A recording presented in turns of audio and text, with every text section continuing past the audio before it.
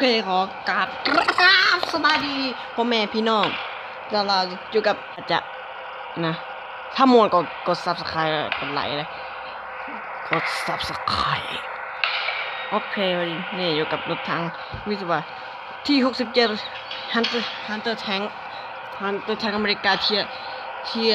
หาสุดเทียหาเทียงความโชคดีสุดดีเลยก็เป็นรถถังหาเงินส่วนเยอะที่67เ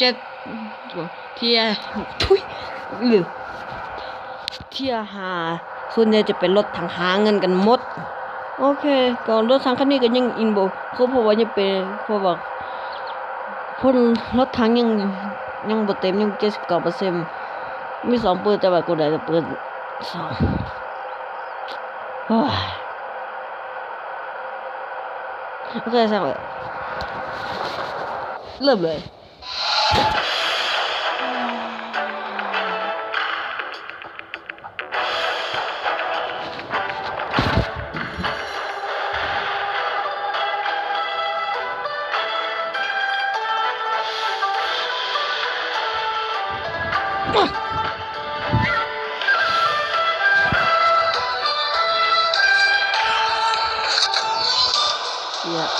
โอเคไปม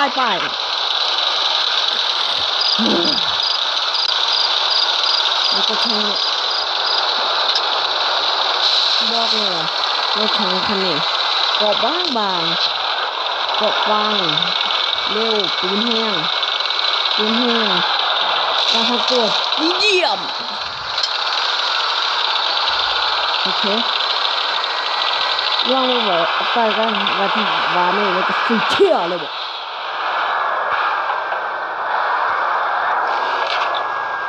อุ้ยนะคุณใคร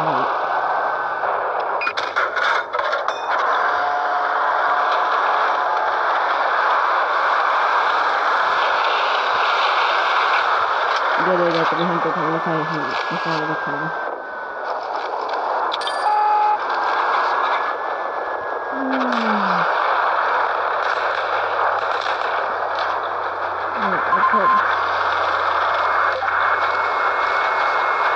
เริ่มรถคนมันจะเริ่มทำเร็วที่สุดในที่สุดไม่ไงตายอีกก็เป็นเรื่องเห็นหนักบุญเลยบุญก่อนบุญ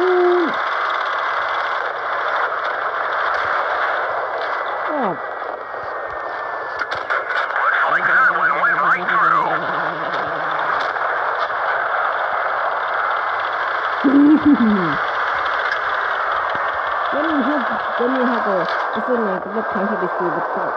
น้ำสดในที่หาแต่ว่าน้ำสดแท้แต่ว่ายังไงก็ต้องมีจุดอ่อนดูไม่ได้ถ้าเกิดดูแบบนี้จริงไม่ได้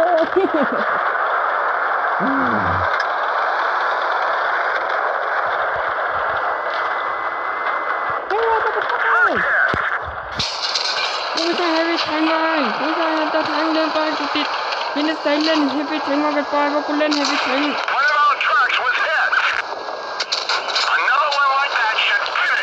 โอเค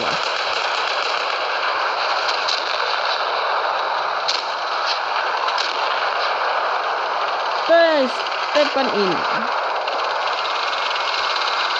ประตูนี่ก็เลยนะคนนี้คือประตูล้างแต่ถ้ามันนี้ก็กูไม่ได้โม้เลยกูไม่น่ามาโม้เลย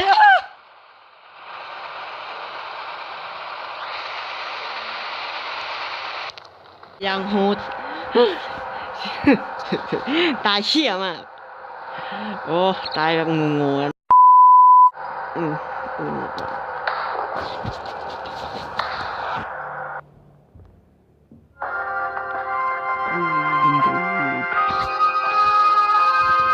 โอ้เชี่ย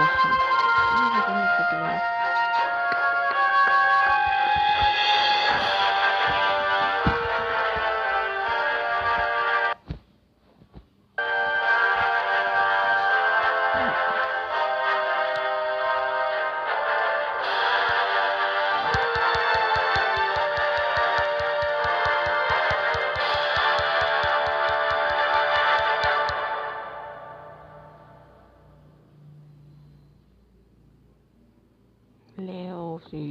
วะ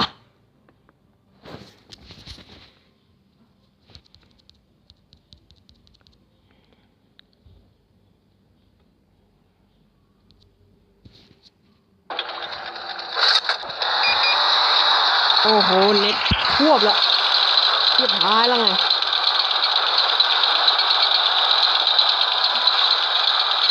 เนี่ยตัวช่วยให้เขาทุกคนเลยสิ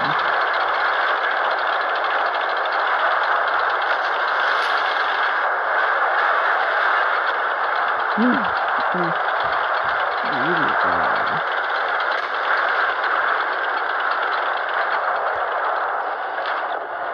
โอ้ยแลกโอ้ยแลก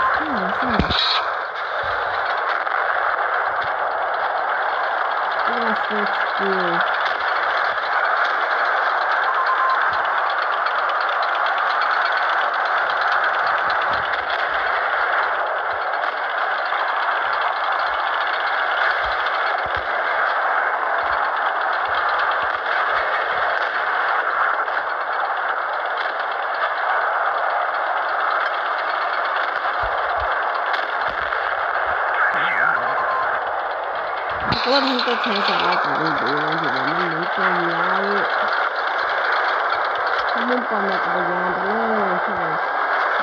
คือก็ทำคือทำเทปอื่นถึงมุ่งปอนไปได้โอ้ยข้างพอดีวะ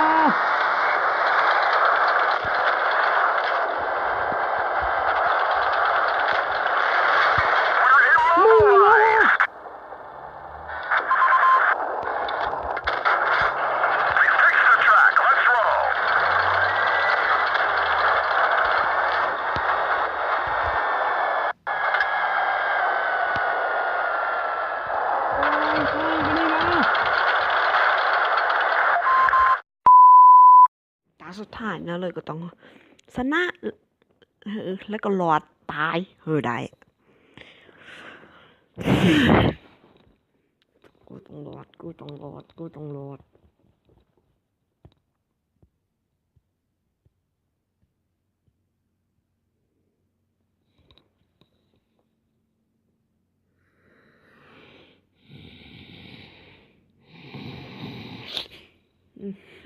รอดอะไรจะเทียหกที่สูงดีนะมึงใช้กูยิงมึงยังไงวะ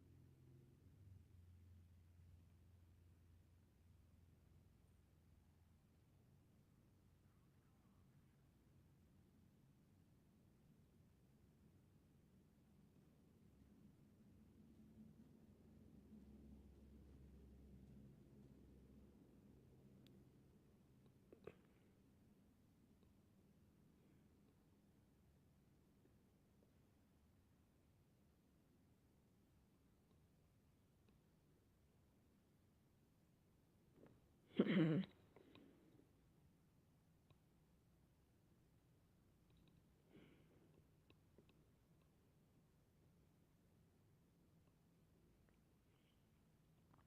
ื่อกี้กูรอดได้ไง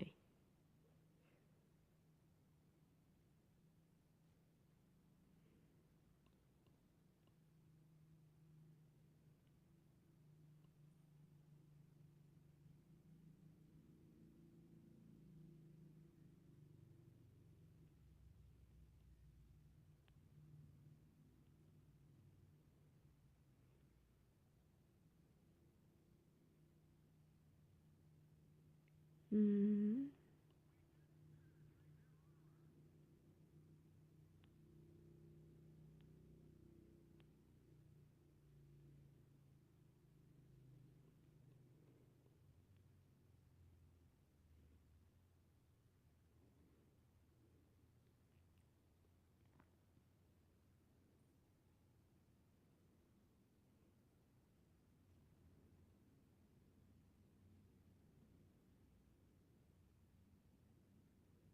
อืม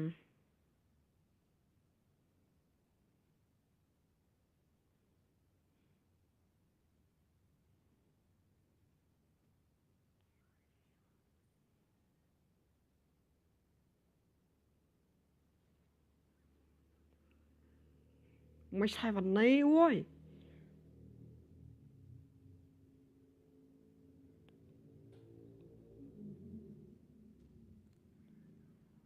yes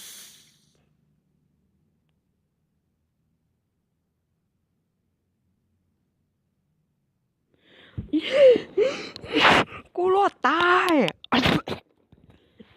กูรอดตายกูไม่ตายเว้ยโอเคก็ขอโอเคก็จบไปเป็นตอนนี้แล้วก็ขอกราบลาก่อนลาดีสวัสดี